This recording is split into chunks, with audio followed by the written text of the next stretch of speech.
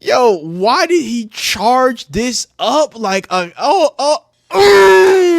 Yo, Shiloh. What? Why? Shiloh Sanders was just ejected from the final preseason game in the most important game he's ever had. I just made a video about this. And yeah, I'm frustrated.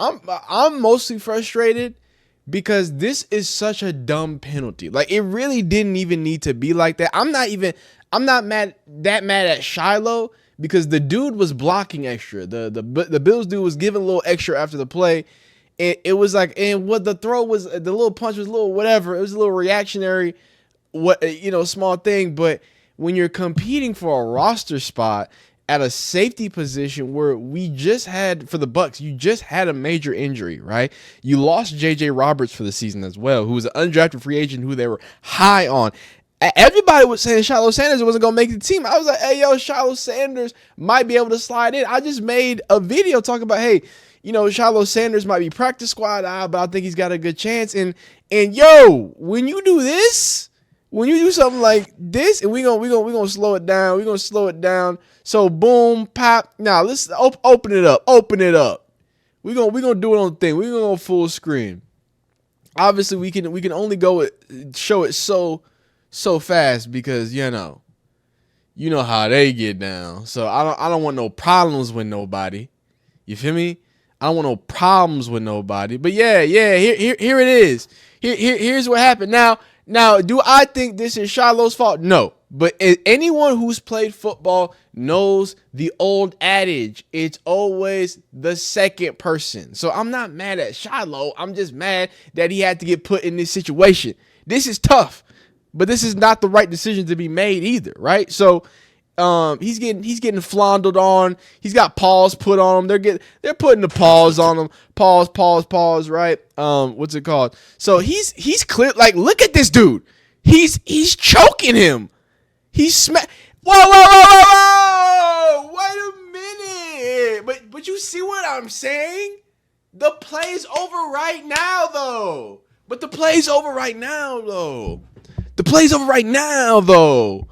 I gotta be honest with you. They looking back like what's going? Oh, you can't see him. They looking back like what's going on? What's happening? I didn't even know the play was still going on. They don't even know, the players don't know the play is still going on.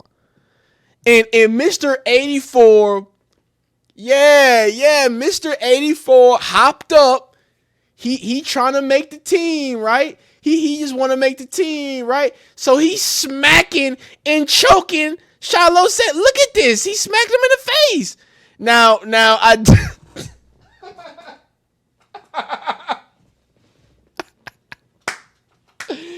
Yo, the good thing about being in the Sanders family, you're already a millionaire. So you're going to be all right. But I got to tell you what, wait.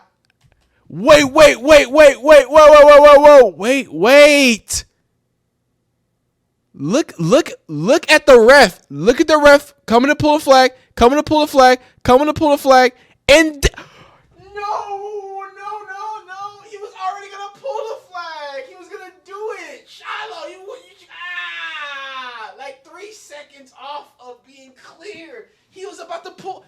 Yo. I'm sure they both got penalties for unsportsmanlike conduct.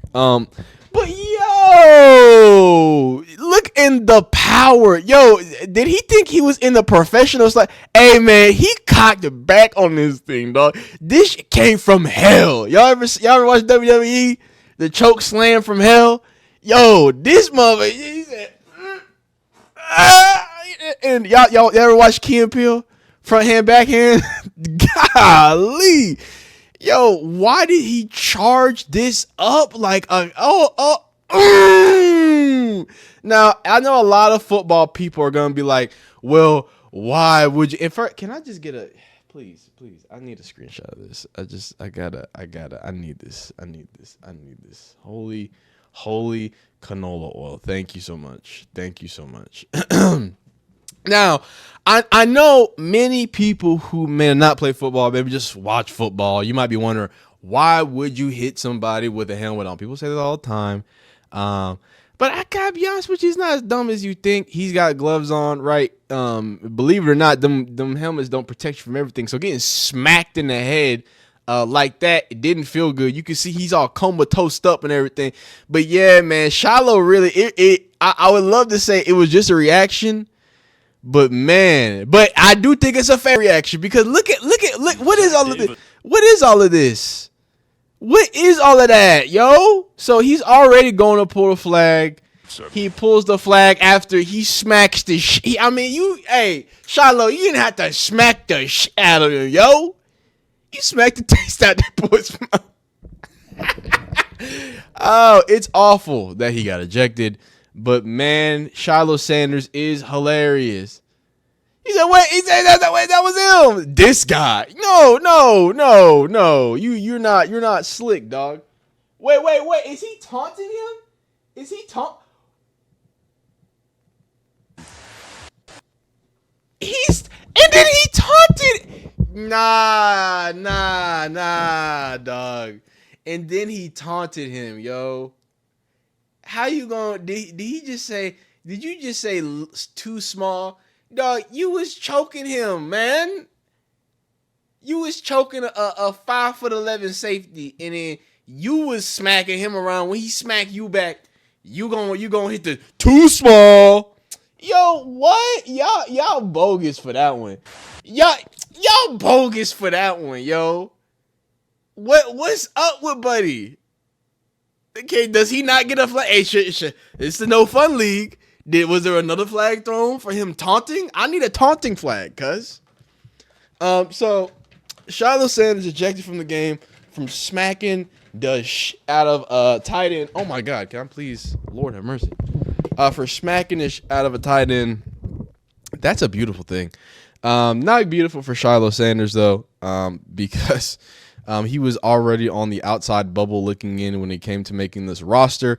Although that is very funny, and I love seeing people get smacked in the mouth. It's not great. Here is Shiloh Sanders taking the trot of shame as he was ejected. So in all seriousness, this really does suck. This sucks because Shiloh Sanders over these last few months has not just been showing that he's a good football player, which he's shown it in some regards. He's shown that he really wants to work, but it was those interpersonal connections, right? It was him, talking to the media. It was him, hey, I want to be the snack guy. Hey, I want to be a special teams guy. Hey, I want to be that glue type of guy that puts it together, right? That can't be also smacking the shit out of people in your final preseason game, right? So let's just put the fact that it's the final preseason game aside. Let's just talk about him being ejected as an undrafted free agent. As an undrafted free agent, if I might add, because people want to say, hey, it's hype, whatever. I don't call it what you want it, right? But it was clear, it is clear, I should say, that Shiloh Sanders has a connection with this Tampa Bay community, right?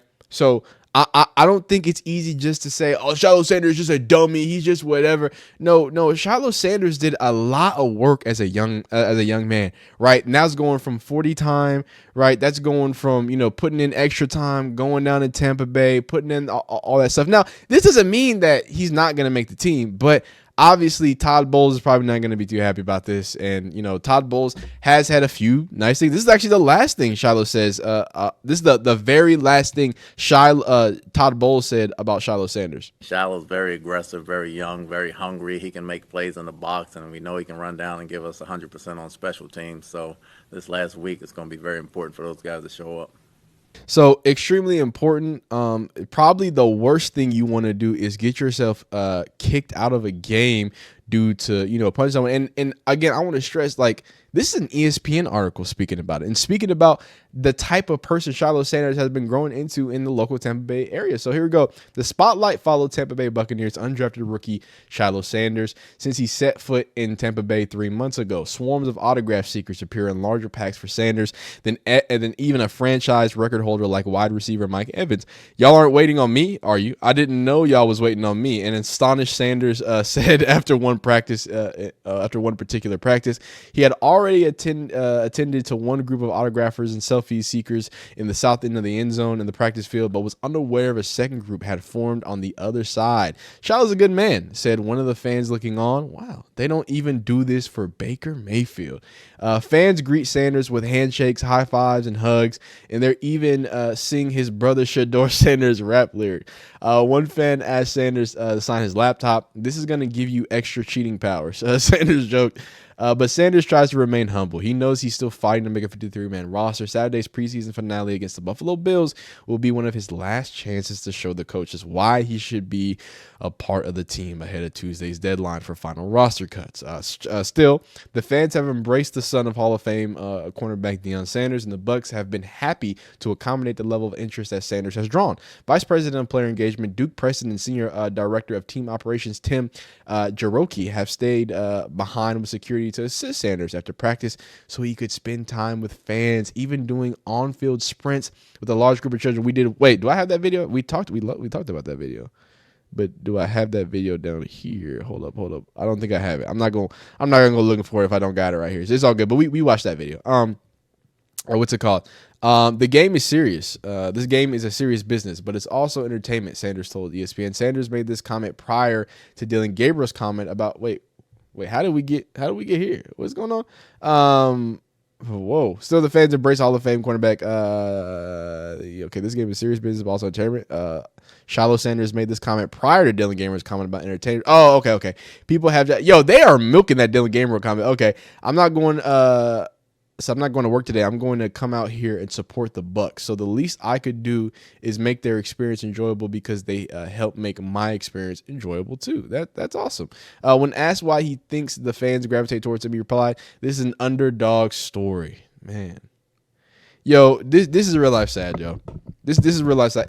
That is what I talked about, right? This is an underdog story. This isn't Shiloh Sanders with all the pedigree in first round. Like even Sanders people, I'm a Sanders fan. Everybody knew Shiloh wasn't gonna be first or third round. I wasn't surprised that he went undrafted. Like that was the thing. And the biggest Shiloh fans, all of the CU aunties, the people who have been supporting and rooting for Shiloh, we're rooting from an aspect of, hey, he had injury last year. He doesn't have the size or the speed that you would typically look for at the top tier, but the tenacity's there. He's using his resources to the best of his ability. He's doing everything he can to shave his 40-yard time down and everything else in between. And then I felt like, and maybe that just is what it is, but I just felt like you saw how the fans gravitated towards him. It felt like Shiloh Sanders had found a home. You know what I'm saying? So forget about him, which he did. He made a bonehead mistake, and this does not mean Shiloh Sanders won't make the Buccaneers. Who knows, right? This is just somebody. Look, at the end of the day, football is a physical, and I know I was joking earlier. That dude was tripping, right? That dude, that tight end was all up in his grizzly. So it's less, I think, about the smack and more about the fact that these were the last plays you had to hopefully have a big play to stand out. That is, I think, is what hurts him. You basically just robbed of his last preseason game and done so in a way that if he would have controlled his emotions, if we're being honest, it would have been better. Now, I still don't think that's fair. But like we talked about with the even Shador stuff. I don't want to get into it. Y'all killing me in them comments. Y'all think I'm finna fold? Come on, dog. That ain't me. Y'all go watch them AI channels. Them AI channels, they gonna keep telling you what you want to hear. Them AI channels, that's what they gonna do. So go ahead and do that, man. But it ain't gonna be over here. I'm not gonna just tell you what you want to hear. This is tough. This is rough. You don't want to see something like this. And I hope that Shiloh Sanders, because I hate when people say, I hope he learns from it. I'm the type of person, I don't know if this is just me, I'm the type of person, as soon as something happens, I'm like, oh, yeah, okay, I know not to do that. Like, it's not even though he needs to go through it or whatever. I think he going to immediately learn from this. I think he immediately knows what it is and what's good. So I would love to see, and I hope Shiloh Sanders, this doesn't impact him making the team.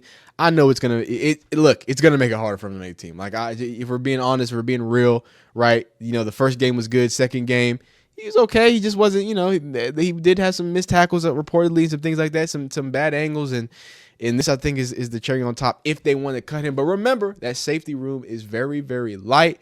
Todd Bowles hasn't said anything negative about Shiloh Sanders. So, we got to hold out hope that, maybe he can find a way. But this is a tough break, dog. This is crazy. But y'all let me know how you feel below in the comments. Like the video if you like it, dislike if you don't. Subscribe if you like football content of all shapes, sizes, forms, and fashion. You be great. You be phenomenal. We'll see you next time. Peace.